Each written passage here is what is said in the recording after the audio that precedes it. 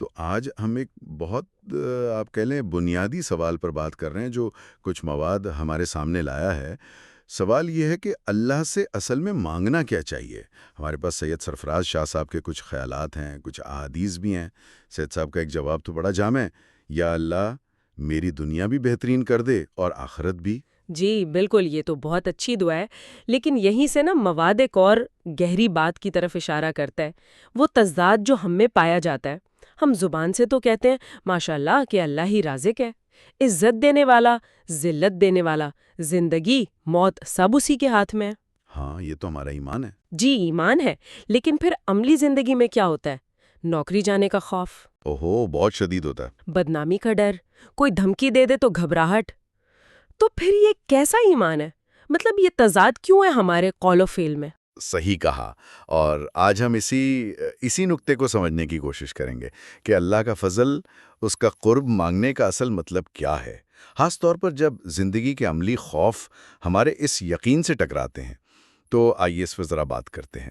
اچھا، مواد میں ایک غالب کا قصہ بھی آیا ہے، ضمنی طور پر قصہ معترضہ کہا گیا، شاید ترجیحات کی طرف اشارہ ہو، لیکن جو زیادہ اہم سوال اٹھایا گیا ہے نا، وہ یہ ہے کہ بھئی جن چیزوں کی ذمہ داری اللہ نے خود لے لی ہے، جیسے رزق، جی ہاں، تو کیا ہمیں ان کے لیے اتنا پریشان ہونا چاہیے یا کچھ اور مانگنا چاہیے؟ بالکل یہی نقطہ ہے۔ مواد کہتا ہے اور قرآن بھی یہی کہتا ہے نا کہ رزق تو اللہ کے ذمے ہے۔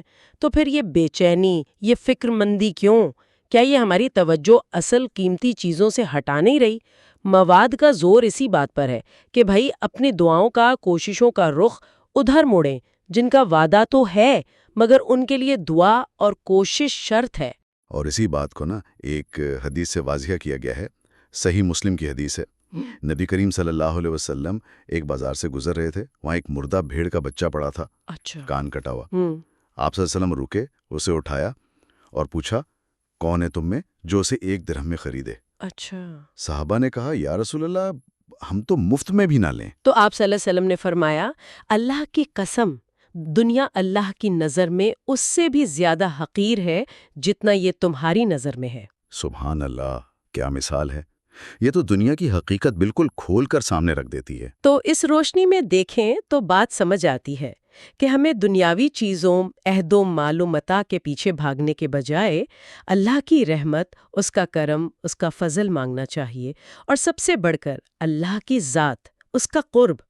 اصل کامیابی تو یہی ہے۔ لیکن یہ راستہ آسان نہیں ہے، اللہ کی ذات مانگنا، اس کا قرب مانگنا۔ مواد میں قرآن کی اس آیت کا مفہوم بھی بیان ہوا ہے کہ جو کہتے ہیں ہم ایمان لائے، انہیں بس اس کہنے پر چھوڑ نہیں دیا جائے گا، آزمایا جائے گا۔ جی ہاں، آزمائش شرط ہے، اور یہ آزمائشیں کوئی معمولی نہیں ہوتی، بہت شدید ہو سکتی ہیں۔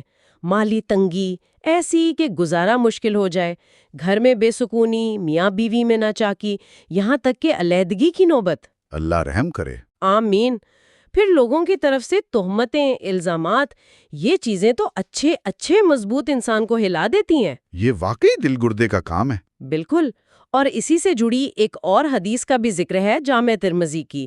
ایک صحابی آئے، عرض کیا، یا رسول اللہ، میں آپ سے محبت کرتا ہوں۔ آپ صلی اللہ علیہ وسلم نے فرمایا، سوچ لو، کیا کہہ رہے ہو؟ انہوں نے پھر کہا، تیسری بار بھی یہی کہا، تو آپ صلی اللہ علیہ وسلم نے فرمایا، اچھا، اگر سچے ہو تو پھر فکر کے لیے تیار ہو جاؤ، یعنی تنگ دستی اور آزمائش کے لیے۔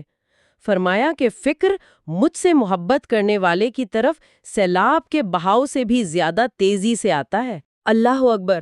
یہ حدیث بھی اسی بات کو واضح کرتی ہے۔ اللہ کا قرب، اس کے رسول صلی اللہ علیہ وسلم کی محبت، اس کی قیمت ہے۔ یہ آزمائشیں اصل میں وہ دعوے کو پرکھنے آتی ہیں، بندے کو کندن بنانے آتی ہیں۔ ان مشکل وقتوں میں ثابت قدم رہنا اور اللہ ہی سے مدد مانگنا کہ یا اللہ اپنے فضل سے گزار دے، یہ سفر کا حصہ ہے، سزا نہیں ہے صرف۔ تربیت ہے۔ جی، تربیت ہے، قرب کا ذریعہ ہے۔ تو خلاصہ آج کی گفتگو کا یہ بنتا ہے کہ ہمیں اپنی توجہ، اپنی فکریں دنیاوی چیزوں کی ضمانتوں سے ہٹانی ہوں گی، اور اللہ کے فضل، اس کی رحمت، اس کے قرب کو اپنا مقصد بنانا ہوگا، اور یہ سمجھنا ہوگا کہ اس راستے میں آزمائشیں آئیں گی، لازمی ہیں۔ بالکل، اور شاید سب سے بڑا سبق یہ ہے کہ ہم پہچانیں کہ ہمارا زبانی اقرار کیا ہے اور ہمارا عملی توکل کہاں کھڑا ہے۔ ان دونوں کے درمیان جو فرق ہے نا، اسے کم کرنے کی کوشش کرنی ہے، خاص طور پر جب خوف آتا ہے، مشکل آتی ہے، تب پتہ چلتا ہے کہ بھروسہ کس پر ہے۔ صحیح۔ اچھا، سامعین کے لیے ایک آخری نقطہ چھوڑ جاتے ہیں غور کرنے کے لیے کہ اگر اللہ کا قرب پانے کے سفر میں اتنی سخت آزمائشیں ہیں جو ہماری دنیاوی زندگی کو، ہمارے سکون کو، تعلقات کو چیلنج کرتی ہیں، تو پھر روزمرہ زندگی میں اس سفر کے لیے حقیقی تیاری، عملی تیاری، وہ کیسی نظر آنی چاہیے؟ اس پر ضرور سوچئے گا۔